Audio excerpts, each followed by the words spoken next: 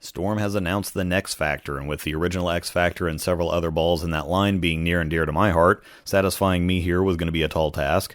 Now, that wasn't the goal, obviously, but those of you who also go that far back are all thinking the same thing, so ultimately it was the goal. There's just a lot of high hopes and lofty expectations to satisfy.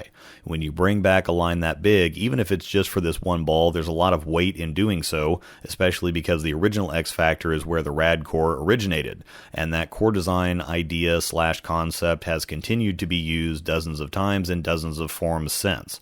The details here are really interesting, so let's work through them and see what we have. This is kind of fun for me because I actually pitched a new X Factor to Chad McClain a handful of years ago. I called mine the X Factor Evolution and basically just paired the Rad E core from the Intense line with the cover from the Marvel Pearl, but that seemed to me to fit what an updated original X Factor might act like, at least in 2018 or 2019 or whatever. The cover here is R3S Pearl, which is perfect. That's the cover from the original Intense, and most recently seen on the Spectrum Revenant, so it's more cover than what's on the IQAI, not quite as much as what's on the Ion Pros, but still kind of in that medium zone, clean and responsive, so it's going to be perfect for most league shots out there. The core is what's really wild here. They call it the Rad TQ, and it's very similarly shaped to the original Rad core, but this one just has one puck, it's single density, and the numbers are a little different. 256 RG, that's very high for an ASIM, but it's not completely unfamiliar. 051 differential and an 017 int diff in 15 pounds. No AI. We've had higher RG ASIMs before, the Zero Gravity, the Flux line from Global, the RST line is high-ish. The original RST core sans AI is probably the closest reference, and actually the X2 is going to be far and away the most recent and probably most applicable or relatable watermark of sorts because the numbers are fairly similar and that cover is right in this same zone too. The original X Factor was a medium RG mild ASIM, 253, 058, 013, so few points different in a few different directions, but they're close enough to that spirit for me, and that's what the key here really is. Getting the spirit of this right was important, and on paper, I'm happy. Still have to see the ball, obviously. There are a few shorts and reels and things online already, but what they just did with the Phase 2 Pearl has me optimistic. The core will have to wait and see, but I'm extremely happy with the cover choice, kind of meh on the color. We've had a lot of dark, sparkly balls over the last several years, and I'm a little over it, but it looks good, so that's a small gripe. The original X Factor was very Marvel Pearl-ish. I'll even point to the Attention Star here for something more recent and familiar. It just worked on everything. It was a long and strong league killer, but also stable and controllable enough to handle dodgy transition, and even though it came out before sport conditions were really a thing or really took off, we still had tough conditions back then that it worked well on too. It was definitely a Nationals ball as a ball or two down, let me put it that way. Now, 256 RG with the Revenant cover says very clean, though it does have enough diff and int diff for plenty of flare and torque to get it to move down lane.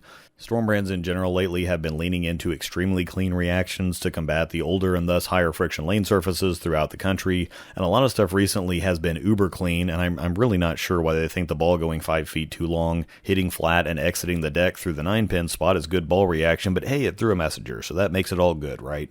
I am interested to see what buffed R3S looks like in the field, though, so to speak. If we recap the timeline here, R3S Pearl on the original Intense was really strong, then it was kind of oddly mellow and tame on the Spectre, which of course got hard banned for being too soft, apparently. Then the Revenant was also R3S, but harder R3S, so it was cleaner and weaker than the Spectre. Recently here, though, they've buffed up their weaker covers to make up for raising the hardness. R2S, for example, is noticeably stronger on the IQAI than it's ever felt before, and regular Reactor on the Typhoon feels like old R2S, so I think they just kind of moved the goalposts. I think what they're calling Reactor now is actually R2S, and what's R2S now on the IQAI is actually old R3S, which would make the next factor cover truly or actually R4S, which was on only a few balls stateside, the Insight as a hybrid most notably, and that would, I think, be enough cover to make this whole thing work out. Now, none of this is actual verifiable information that I've been told. This is me just piecing things together. Speculation. We need to drop the innovation nonsense, though. It's an almost 25-year-old nameplate and core concept with a 15-year-old cover. This is derivative fan service, which I'm absolutely here for, but call it like it is. The innovation company that just happens to make bowling balls thing, and now they have an innovation team, and yet the high road just turned 17. Like, come on. The word innovate does in part mean to improve on something existing, but it's typically associated with building forward, not tweaking 20-year-old technology. I just did that video talking about ball tech really not having anywhere else to go, but this isn't about that. If they just say, hey, we're bringing the X Factor back and updating it because of how popular it was, then we're all good. It's a special edition, it's an update, it's a fun throwback, what have you. This is why people feel like the company is turning into the evil empire. They're getting too corporate and out of touch, and stuff like this is pretentious and elitist, and that's not the community or consumer base that you're serving. Just give us the goods without the holier-than-thou stuff. We get it. You're Globo Gym, you're better than us and you know it, but remember, you're just one ill-advised dodgeball tournament away from disaster. Anyway, I'm pretty excited here. I hope it'll be good, and I might have to pony up for this one. Thanks for watching, and may the strikes be with you.